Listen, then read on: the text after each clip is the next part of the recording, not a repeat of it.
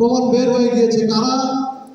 জনগণ যে আমাদেরকে চাচ্ছে, জনগণের যে বিজয় আমাদের দিকে ধেয়ে আসছে, তাদের ভাগ্যে যে পরাজয় সুনিশ্চিত সেটা জেনে তারা উন্মাদ হয়ে গেছে। অন্য কোনো ব্যানারের উপর তাদের কোনো আক্রোশ নাই, তাদের আক্রোশ শুধু সাতকাকলির ব্যানারের উপর, 11 দলীয় জোটের ব্যানারের উপর। ভাইয়া খুব ভালো মানুষ, ভাইয়ার আশেপাশে সব ভূমিদস্যু আর চাঁদাবাজ। 1 নম্বর ভূমিদস্যু ইউনুস মিয়া, তাকে নিয়ে এসে ডান হাত বানিয়েছেন ভাইয়া।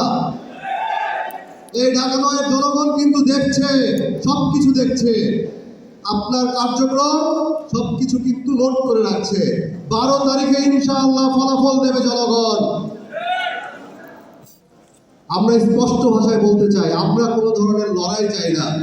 আমরা চাই না কোনো অপ্রীতিকর ঘটনা ঘটুক কোনো কেন্দ্রের বাইরে বা কেন্দ্রের